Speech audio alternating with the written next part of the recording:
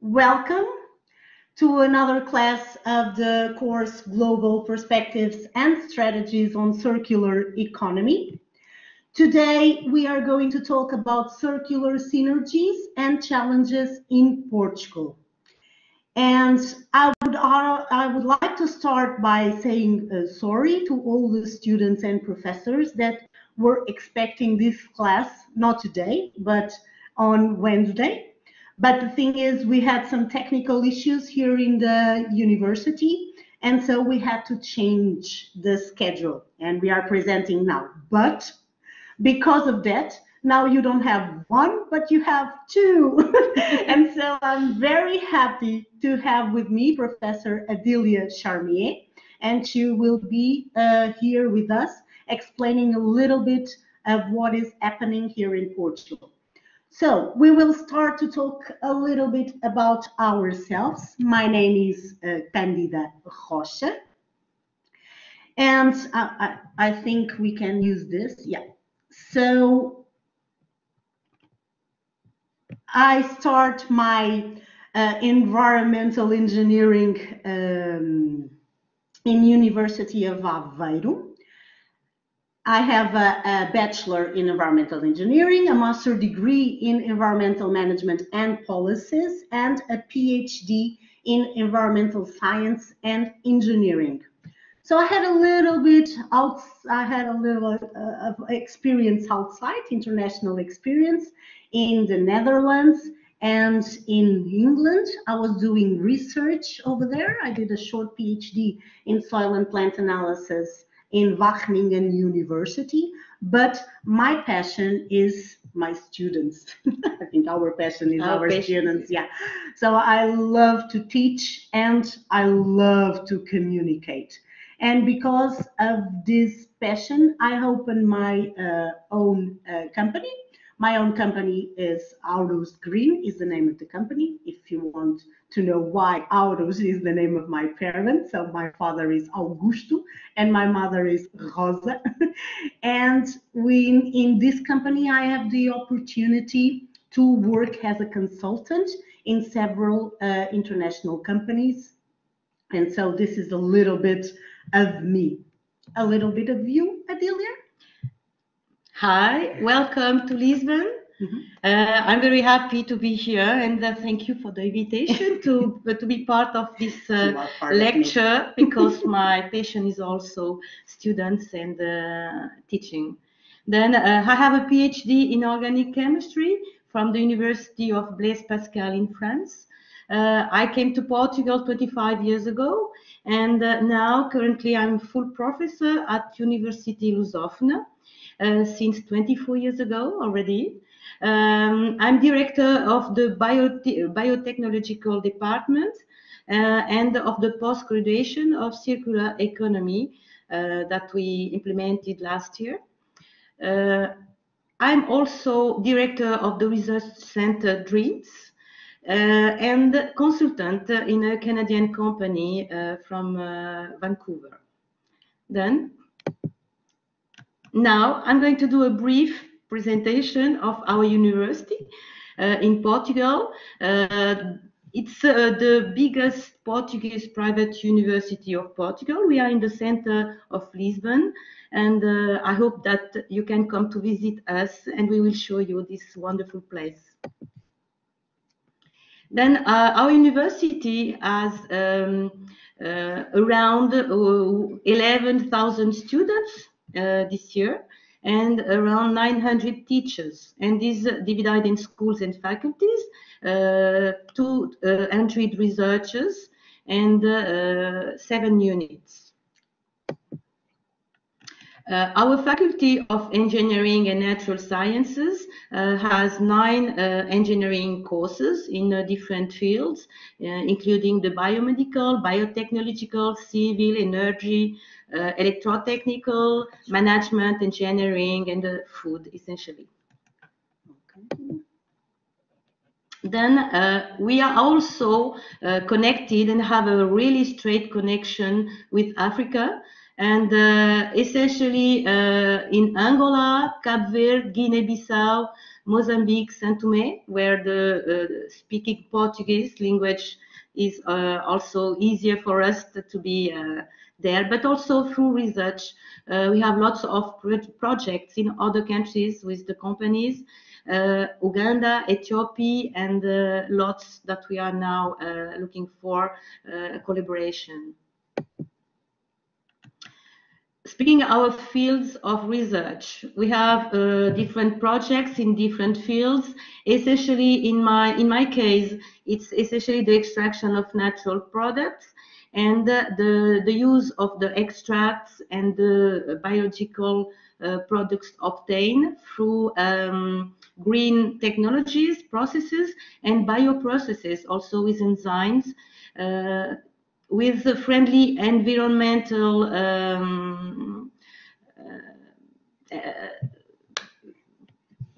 friendly environment, just like that, that's all. And we are using the wastes to produce new valuable compounds and products.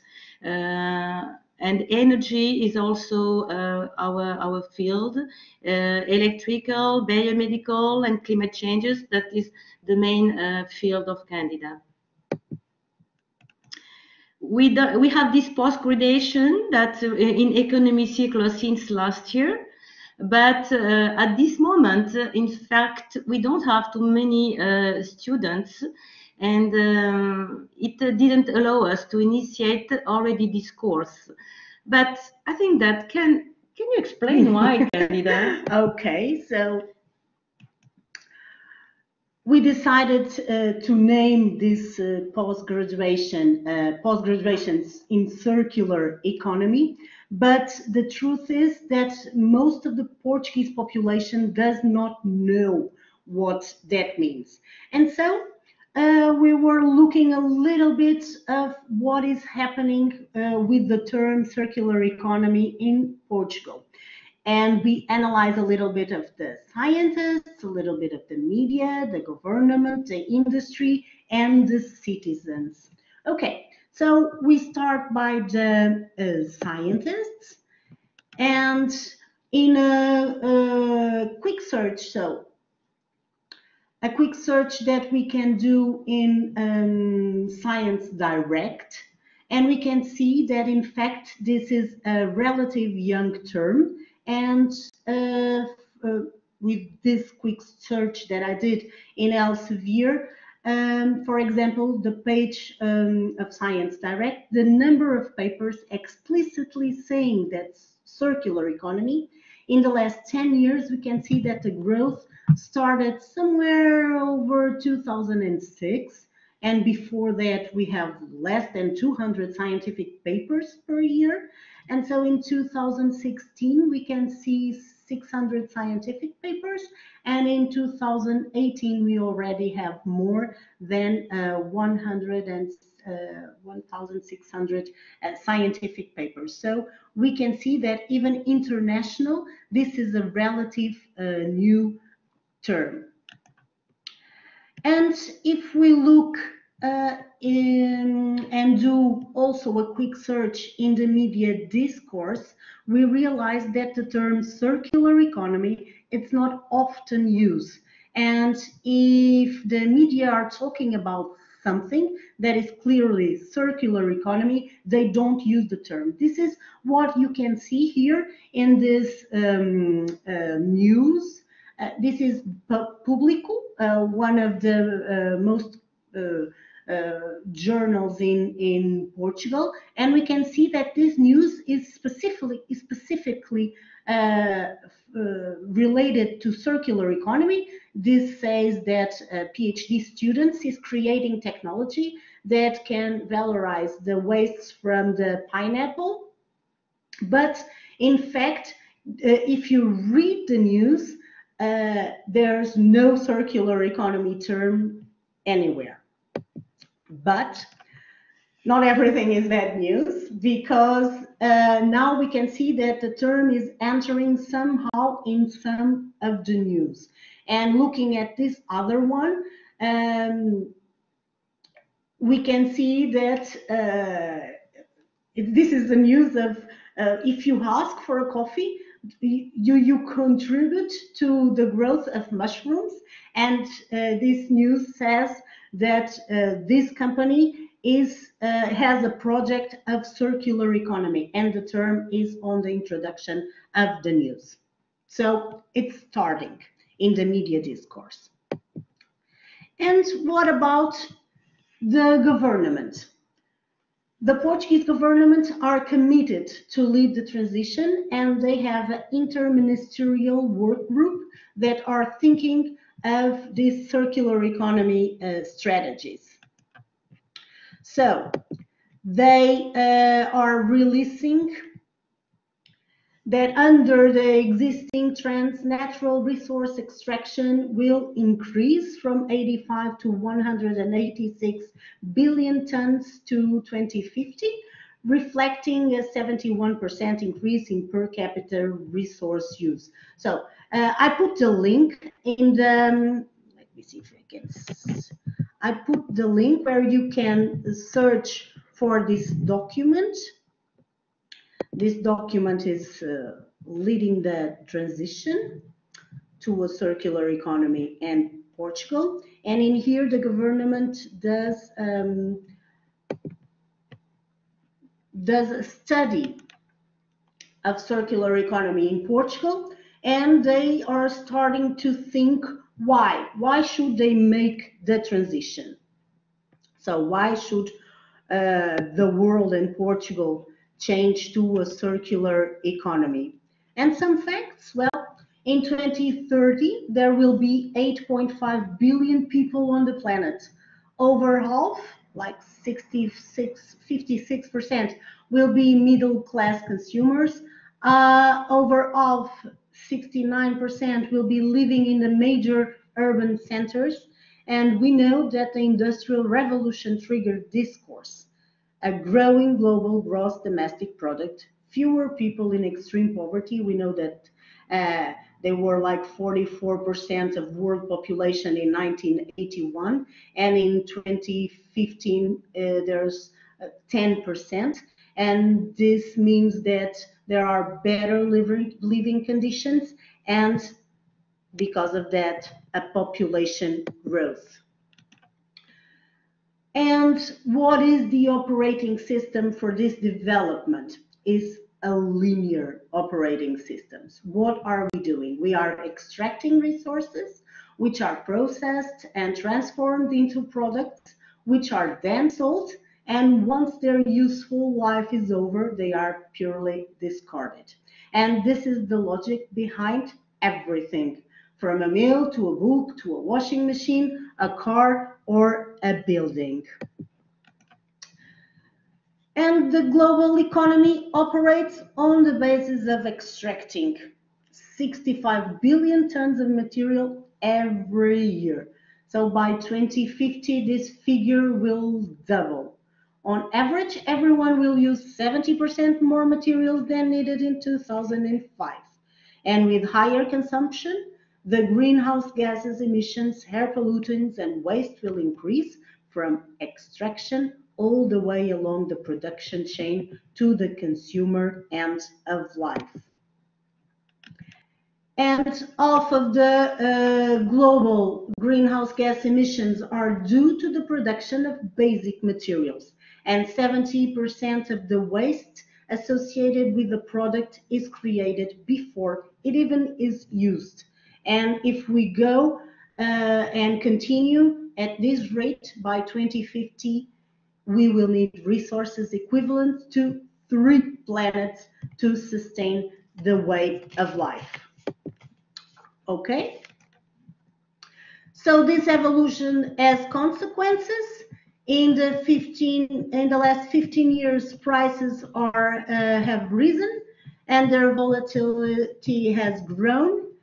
And despite the fall, the structural trends are strong enough for institutions like the World Bank Unit Nations and the European Environmental Agency to point to an increase in these figures in their projection. So, the Portuguese trajectory. What what the government is thinking in terms of value.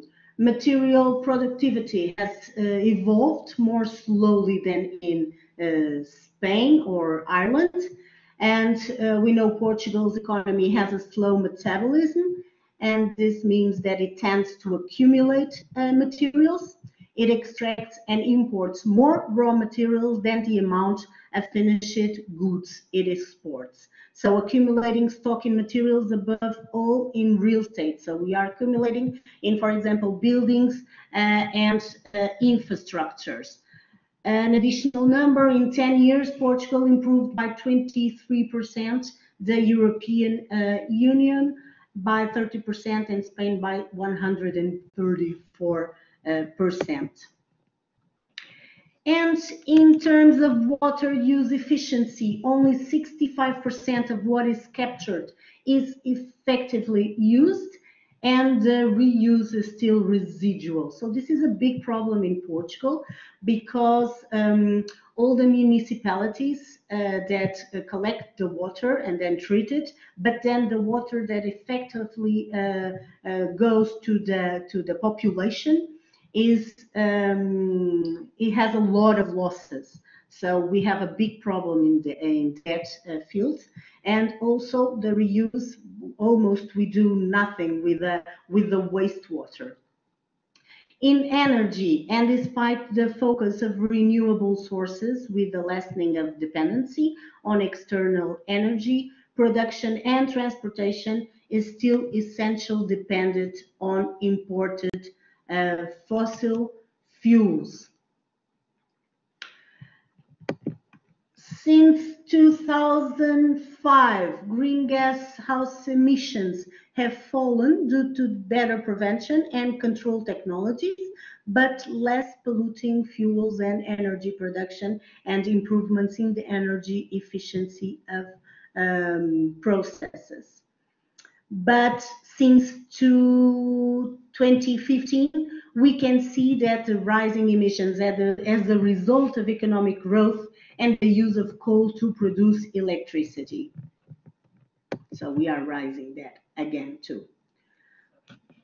That means that we have a lot of room for progress. For example, in Portugal, manufacturing spends 53% of turnover of raw materials. So reducing this amount, even if only a small percentage, has a big impact. Okay, so in the document, the government, they analyze the what to. And so the way is to go from a linear economy to a circular economy. A circular economy is understood as an economy which actively promotes the efficient use and productivity of the resources via products, processes, and business models based on the digitalization, reuse, recycling, recovery, regeneration of materials. And in this way, it seeks to extract economic value and use from the materials, equipment, and goods for as long as possible in cycles powered by renewable sources.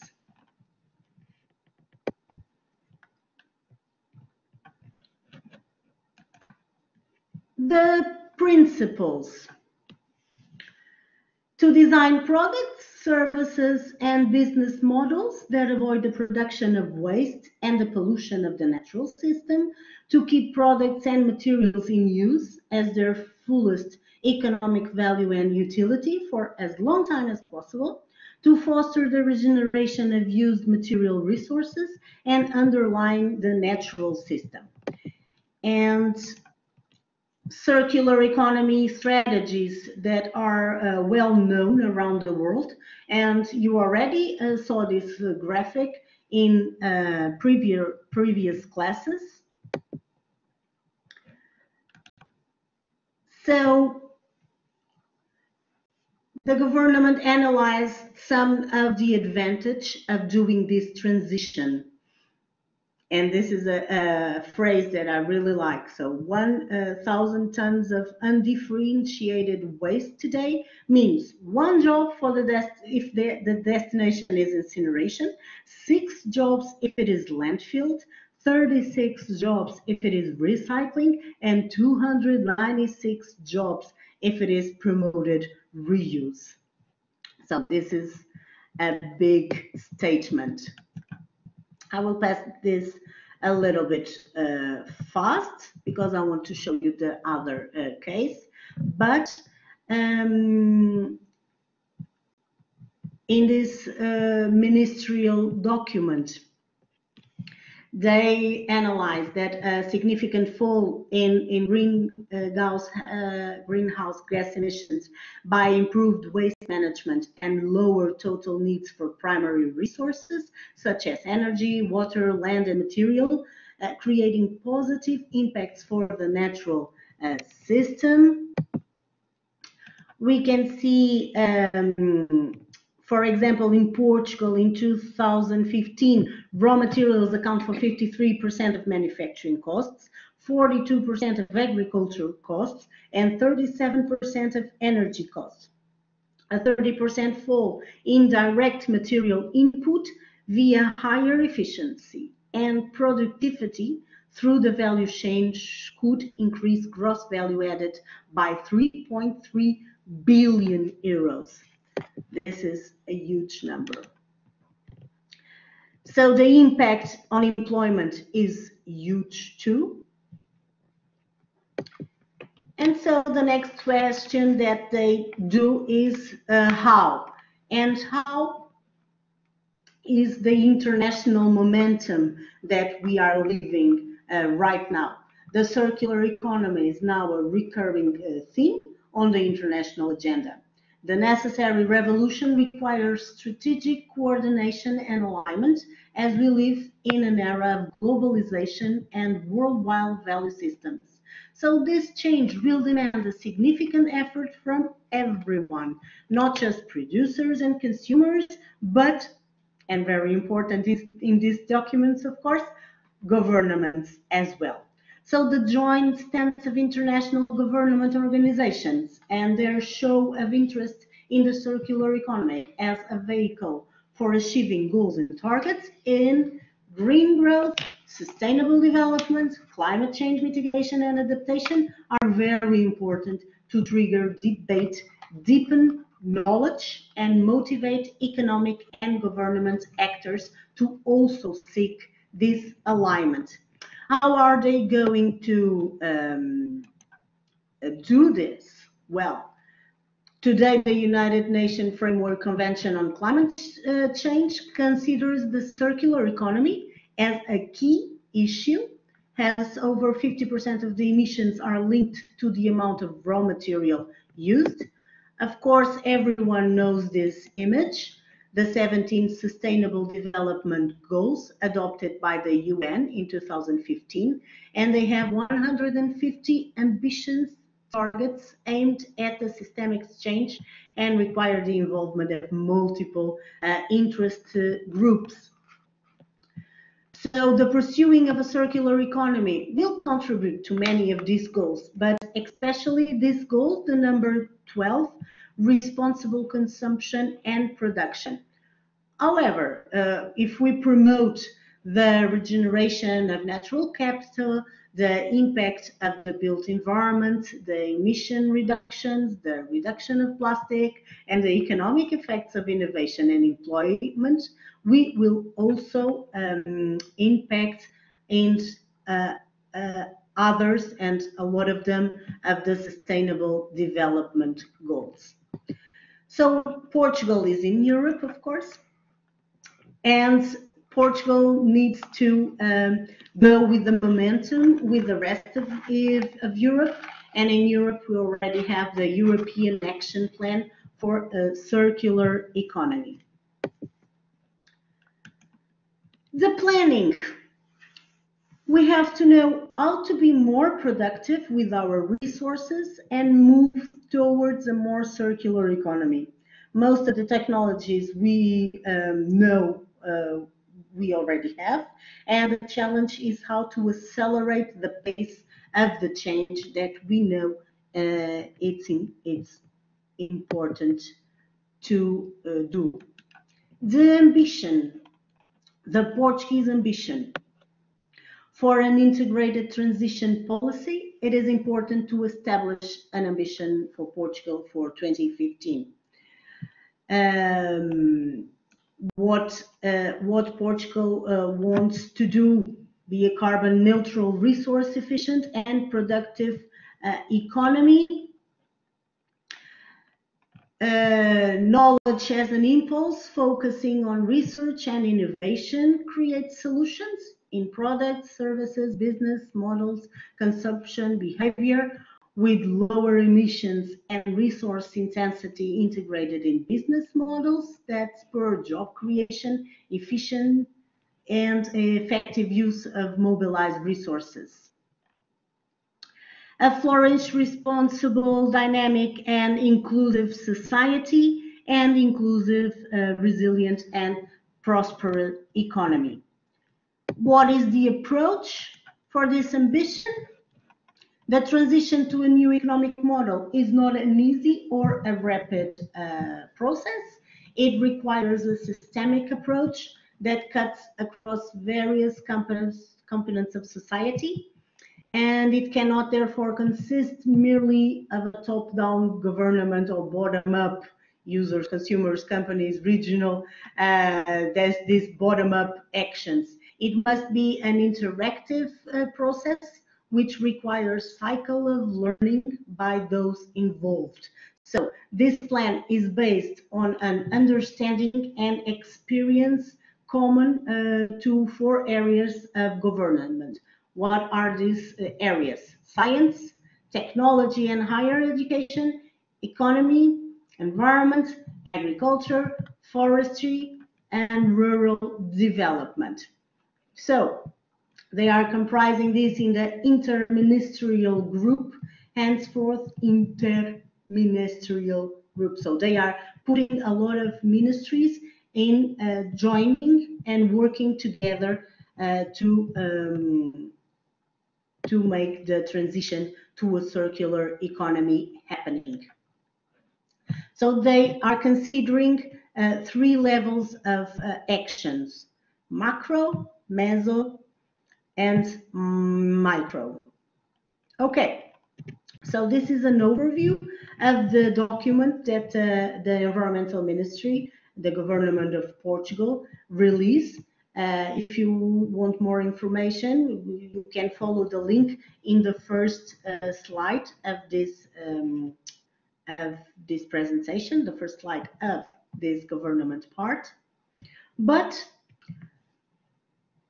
we already saw the part of the scientists, the part of the media, the part of the governments, and what about the companies, the industries? So,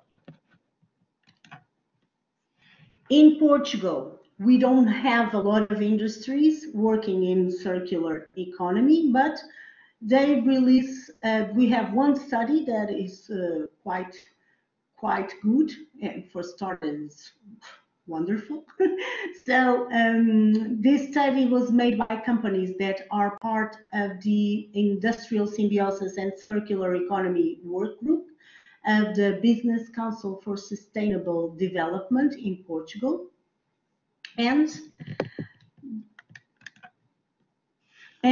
is a study in Portugal that is made by the industry sector. And in a quick analysis, they could think in several wastes that are sent to landfill just because there's no industrial symbiosis solution has been found for these wastes. So the objective of this study was to leverage synergies for waste and products between member companies of the BCSD, Portugal, The Circular Synergies project arose against a background in which waste management aimed at recovering and reincorporating waste in the economy has become one of the focal points of European and Portuguese public policy. It is also important because given that the percentage of recovery waste in Portugal is lower than the European average, unfortunately, this is a number that keeps staying in the bottom of all the search and the studies that are made in Europe. Portugal is not doing well in terms of waste. And because of that, of course, this is a priority to now consider waste as a valuable resource and work on synergies between companies which decide to undertake industrial symbiotic projects. And so, in this study, 32 companies joined in 51 economic activities, and the destination for waste generated was found that 57% was disposal and only 43% was recovered. A lot of thinking was made with these numbers, and in order to increase the total waste traded, the methodology used in this study sought to explore opportunities to 210,000 tons of the most produced waste, and which is sent for disposal, 59% of the waste. And so they did a study of the impact of the management of this quantity of waste if it goes by industrial symbiosis. And the study's results, they see that it will be an increase of 450 new jobs. Well, it has a social impact, an environmental impact, and an economic impact. And the same they study for annual impact of managing 1.1 million tons of waste through industrial symbiosis. So they thought a lot of the numbers, and they realized that there are a lot of actions that we can use to accelerate this transition in Portugal. So, which are these actions? The first one, regulatory changes to facilitate waste trading. With what? With a revision of legislation and procedures concerning subproducts and the cessation of waste status. This is one of the barriers that is consistently identified by the companies, is the difficulty of getting a decision from the relevant government departments as to whether a specific substance may be considered as a subproduct. This is the main concern for all the industry that I talk with, because in Portugal, when you have a waste from an industry, you are mandatory by law to deliver that waste to an entity that is registered in APA, in the Portuguese Environmental Agency. And then the company that receives that waste is mandatory by law again to do a certain kind of treatment. So the change in the name of waste to subproduct is one of the most discussed problem here now in Portugal for this transition to circular economy. So very important, this point. The second one, to encouraging environmental friendly procurement by the inclusion of circularity criteria in public tender documents. In order to what? To improve the environmental performance of companies, government can stimulate the market with rules for acquiring goods and services that use criteria based on greater environmental efficiency. Number 3, increasing knowledge in companies. So how can we do that? We can do that by encouraging actions to increase awareness and provide training aimed at improving resource management. So a significant part of the Portuguese business community is still not aware of the opportunities and the benefits that arise from more circular and sustainable practice. So this has to change. Number 4, and one of the, I don't know, most difficult ones when we are talking about tax. So facilitating tax conditions and financing, making changes to fiscal policy. And for the change to happen, a fiscal policy will be needed that is in line with the expectation of businesses, which will need support, since the financing system currently lacks any kind of adaptation to the new reality of the circular economy. Number 5, digital platforms. Portugal has its own legal framework for organized waste markets, which establish rules applicable to transitions in this market and to their respective operators. So we need to promote collective platforms for resource management.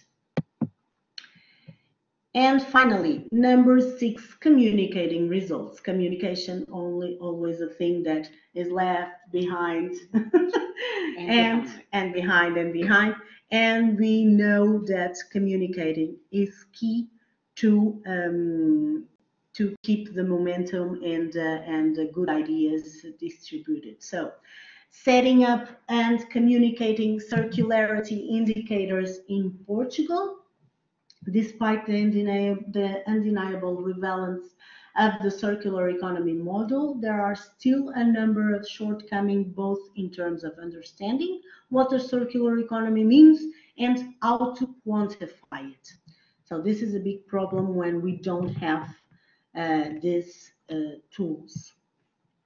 Okay,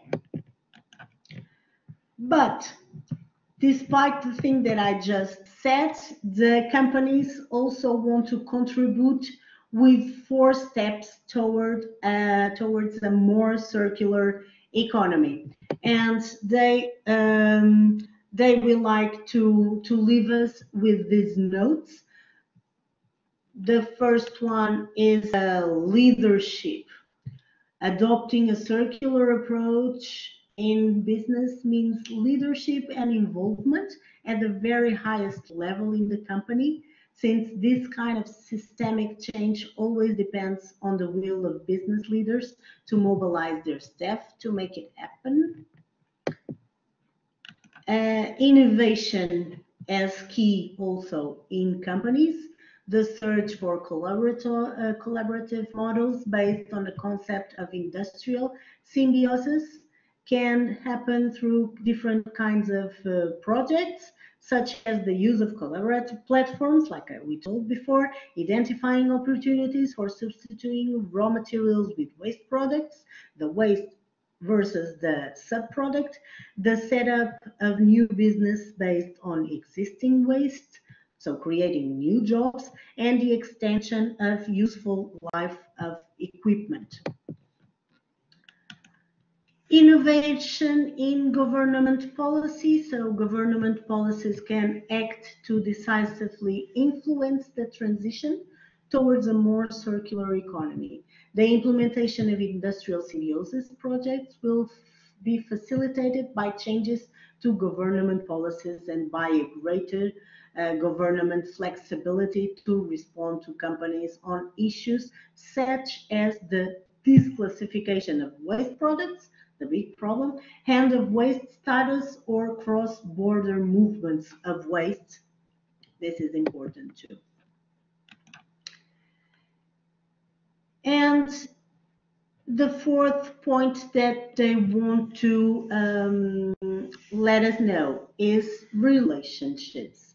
because developing joint projects with companies, technology centers, and universities in the search for new applications for byproducts or to adapt their characteristics and functionalities is a way of stimulating activity between the business and academic worlds of building knowledge about circular economy and industrial symbiosis. And so increasing the capabilities of the human resources involved in this area. Okay, so this is the part of the industry document. We saw the scientists, and then the media, and then the government, and then the industry. And what about the citizens? Are Portuguese citizens involved?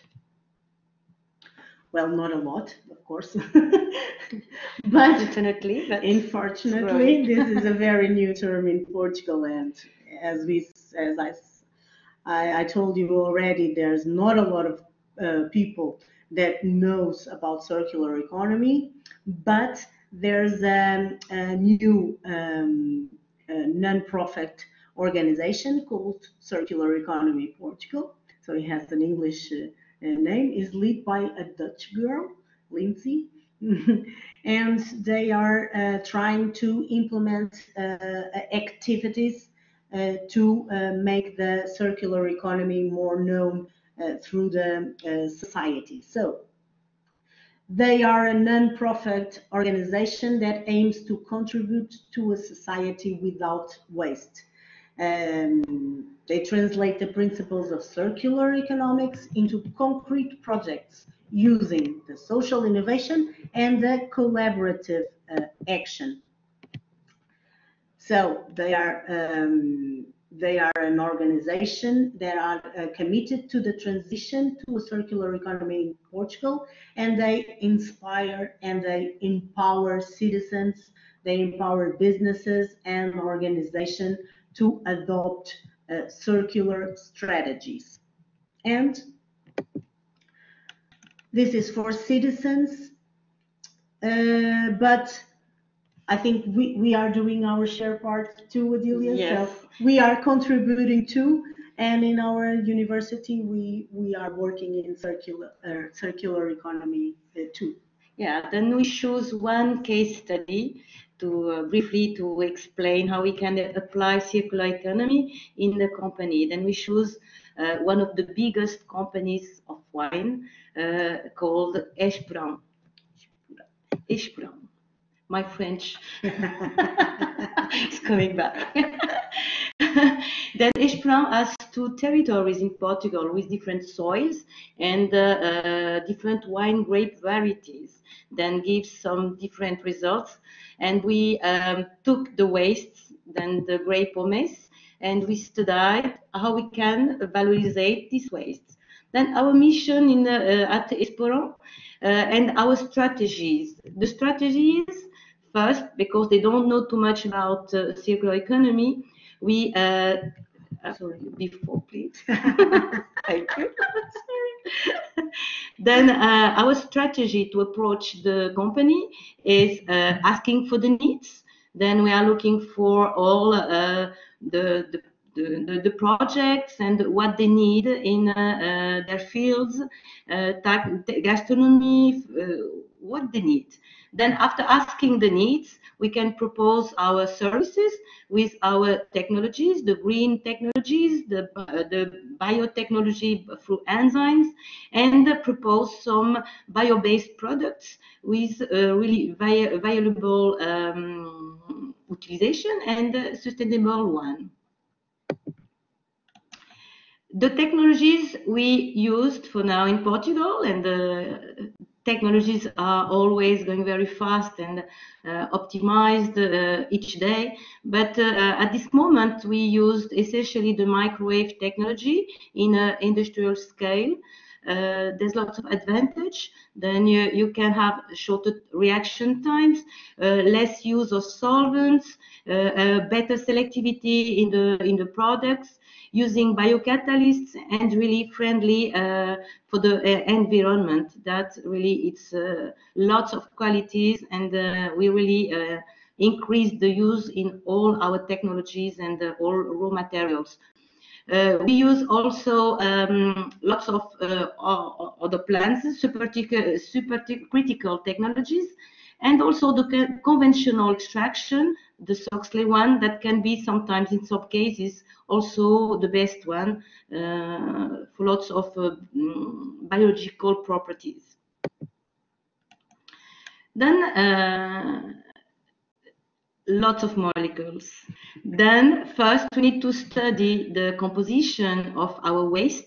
Depending on the raw material, you have different compounds. The grape pomace composition is essentially polysaccharides, pectins, and proanthocyanidins.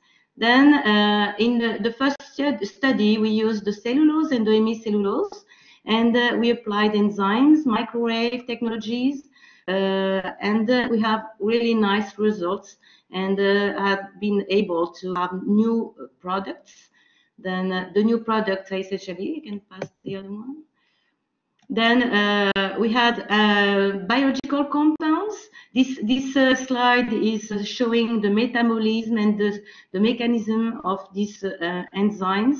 The results are very nice compounds that we can use in drugs, some proteins, some building blocks for other chemicals. The enzymatic study has been done then with the monosaccharides, essentially glucose, in this sample we used, and have very, very nice and promising results with this grape pomace for energy, also bioethanol, and we are studying also for other type of compounds. We had also a huge amount of other compounds called phenols. These phenols had antioxidant activity that we measure with using the following methods, measuring the total phenolic contents. We can use all these compounds in the cosmetics, in food, and we are now doing these products for the company that can sell it in their gastronomic and ecotourism place. Okay, so I think we want to tell you that in this world,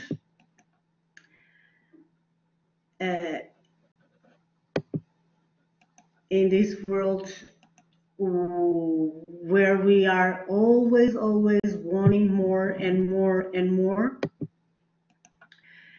and we consume more than we actually can, we want to leave you with a thought. We really need a climate and a progress where we cannot mistake being with looking.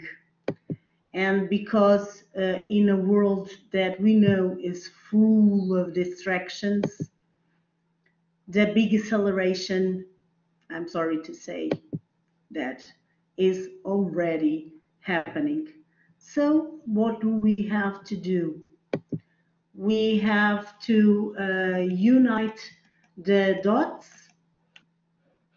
We have to unite the dots, and we have to unite the knowledge with the experience and the creativity in order to create a better world. So this is our message. Well, the first one. And our mission. And our mission.